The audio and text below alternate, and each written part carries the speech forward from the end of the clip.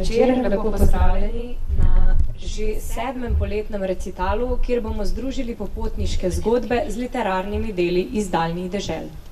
Naši gostje so potovali na vzhod, na Japonsko, v Južno Korejo in na Ciper. Ko sem z njimi govorila o literaturi, ki so jo izbrali za današnji dogodek, in o kulturnih šokih, ki so jih doživeli na svojih potovanjih, mi je na misel prišla legendarna pesem Nece Falk Vsi ljudje hitijo. Če so nam še pred nekaj desetletji potovanja v dežele, iz dežele v mesto predstavljala velik stres, kjer vsi ljudje hitijo v panje, kjer živijo, z obrazi obrnjenimi v tla, nihče nikogar ne pozna. In tako kot je v pesmi Neca Falk odpotovala v Belo Ljubljano na študij, je tudi naša prva gostja odpotovala daleč stran na študij. In na oder vabim Tjašo Kurajič, da se mi pridružiš in poveš več o svoji izkušnji.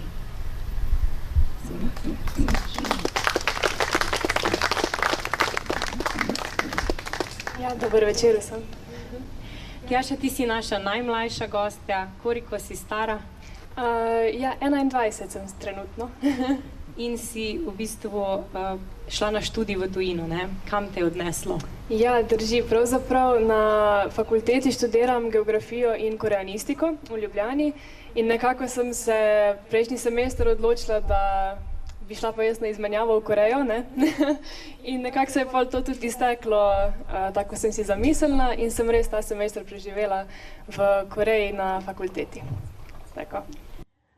Ti si bova več povedali tudi o tvojem doživetju, kako si se imela tam, ampak recimo, če začneva z literaturo, ti si izbrala poezijo in napisana je v tradicionalni korejski obliki sijo in v bistvu pravzaprav sploh nima naslova, ne?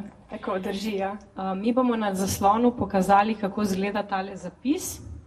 Tebe pa lepo prosim, če nam predstaviš izbrano delo. Pa bomo pol. Ja, no, pravzaprav sem si to poezijo zbrala zaradi dveh razlogov. Prvi razlog je bil, da sem res hotela predstaviti tradicionalni stil pisanja poezije, ki so ga razvili v Koreji, imenovan shijo. In drugi razlog pa je bil, da se ta poezija tudi malo povezuje z enim delom korejske kulture, ki sem ga res hotela predstaviti. Tako da bom o tem malo kasneje povedala, najprej bom pa prebrala poezijo v korejščini. 푸른 산 속 시냇물이여 빨리 흘러감을 자랑하지 마라. 한 번 넓은 바다로 가면 다시 돌아오기 어려우니 밝은 달이 가득한 산에 있으니 천천히 흘러도 좋지 아니한가. No, tako. Zdaj pa to poezijo je napisal en zelo znan korejski pesnik, imenovan Hwang. In v tej poeziji pravzaprav uporabi nekako ta element, ta simbol hitrega gorskega potoka, ki se izliva v ocean in to povezuje z hitrim minevanjem časa v naravi. In torej, ko se ta potok zlije v ocean, torej, ko ta čas mine, se je zelo težko vrniti nazaj. In v zadnji vrstici potem s pojavom svetle lune nad gorami, kjer izvira ta potok, hoče prikazati to lepoto in mir, ki ga moramo doživeti v sedanjosti, v tistem trenutku. In se mi zdi, da tako fajno sporočilo in za vse nas, za vsak dan. Je pa res, da se tudi eno zelo močnih sporočil, ki se povezuje s korejsko kulturo, ker v Koreji obstaja kultura imenovana pali-pali kultura, kar pravzaprav pomeni hitro. Torej, to je neka kultura konstantnega hitenja. In v tej pesmi hoče pesnik sporočiti, da pravzaprav si je treba vzeti čas, živeti v tistem trenutku, malo pogledati okoli sebe, se naužiti te lepote, ki je okoli nas in se malo umiriti, malo zadihati. In je res fajn to tudi pol prenesti v vsak dan. Tako da ja, no, tako.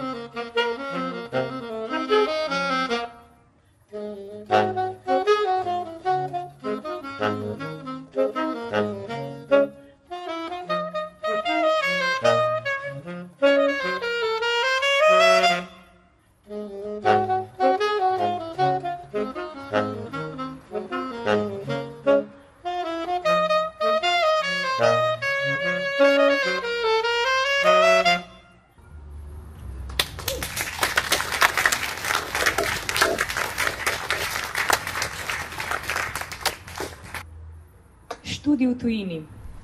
Tjaša je tam spoznala sebe še bolj, kot se popotniki spoznajo na potovanjih. Nov kraj, novi ljudje in pa isti jaz, ki se spoznavam na novo. Pa ste se kdaj vprašali, kako je na drugi strani? Kako se počuti mama, ko hči zapusti varen domač kraj, da bi sledila svojim sanjam? Naša naslednja gostja, ki jo Brežičani gotovo poznate, je Simona Rožman-Strnad. Nepogrešljiva je na vseh prireditvah, je zborovodja, žena in pa v prvi vrsti mati. Mati, ki je lani pospremila svojo hči v Boston, da bi sledila svojim sanjam. Tam je naša Simona spoznala starše ene od študentk, s katerimi so postali prijatelji in je nedavno obiskala Ciper. Ja, torej letošnja pot, poletna pot, naj jo jaz z možem peljala na Ciper. Razlog je bil izključno res to, kar si že uvodoma povedala, da sva ob tem, ko sva pospremila najino Veroniko na študij v Boston, lansko, točno prav ta čas je bil, sva spoznala tam na dogodku, ki ga je priredila fakulteta za vse starše, nekako en tak spoznavni, lep večer. Sva spoznala en par, ki prihaja iz Cipra in ki ima tudi tam na študiju glasbe svojega sina, najmlajšega sina. In sicer je doktorica angleškega jezika, kjer ima tam tudi svojo šolo, tudi šolo govorništva. Naj samo povem, da ta šola ni kar tako, ampak da je vpisanih 800 otrok za 30 učitelji, je tudi ena čudovita ustanova. Hello everybody, I am Xenia Metaxas from Cyprus. I am a writer, a teacher, but above all, I am a mother of four children. Thank you for listening to my writings. Η μάνα είναι θάλασσα. Η μάνα είναι θάλασσα. Τούτο μονάχα θα σου πω.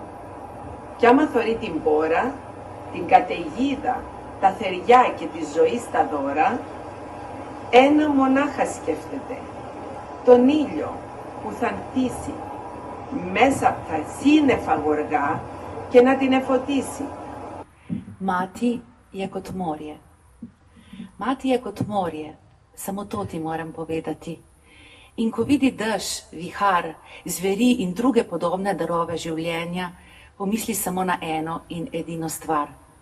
Na sonce, ki hitro pokuka skozi oblake, da ji polepša življenje. To, moj otrok, ji zadostuje, da ostane močna in pogumna. Ko bodo prišli težki časi, jo bo to obvarovalo. To ti moram povedati. Lepota matere ni v oblačilih, ki jih nosi, ne v postavi, ki jo ima, ali v univerzitetnih diplomah, ki jih je pridobila. Lepota matere se vidi v njenih očeh, kajti tam so vrata do njenega srca, kraja, kjer prebiva ljubezen. Resnična lepota matere je v moči njene duše. To je skrb, ki jo ljubeče izkazuje brezpogojna nesebična ljubezen, ki vsak dan daje svojim otrokom in svetu okoli sebe. Ves naš svet temelji na lepoti materine duše. Zato, bodoče matere, skrbno negujte svojo dušo.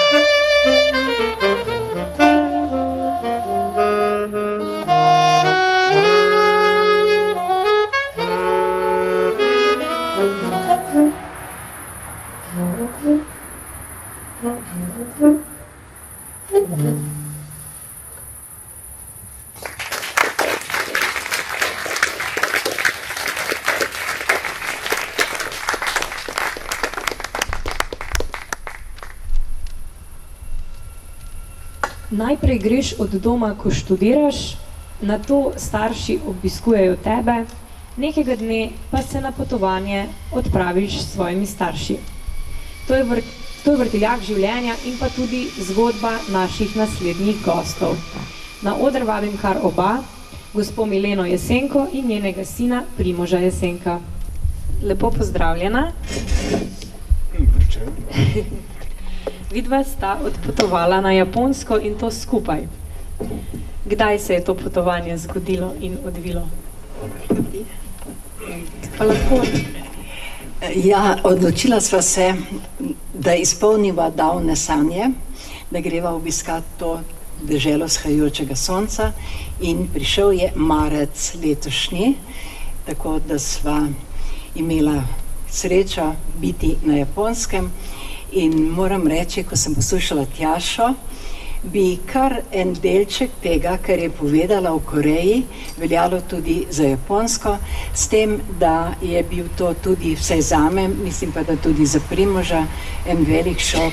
Prvič, jaz si nisem predstavljala, da je to tako silno gorata dežela, da ima tako malo ravninskega sveta, pa še ta je pretežno poseljen, da je taka blazna gostota ljudi in pa nekatera pravila, ki bi jih tudi z veseljem prenesli k nam, ne pa vseh.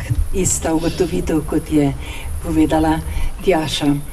Predvsem, recimo, mene je zelo navdušilo pravilo, da se obnašaj vedno tako, da nikoli ne vznemirjaš in ne motiš drugega. Dejansko sem jaz srečal to knjigo šele po vrnitvi. In dejansko sem dobil v njej vse tisto, česar mi nismo obredli na licu mesta, torej na Japonskem. Dejansko to niti ni bil namen, raziskovanje japonske kulture in jezika, ne. Tako da potem, ko je ta knjiga privršala moje roke, mi je marsikaj razložila. česar prej nisem vedel in tudi razložila dejansko marsikaj. Boš mogoče samo za začetek povedal, za katero delo si izbral? Marsikaj pomembnega, o japonski kot taki.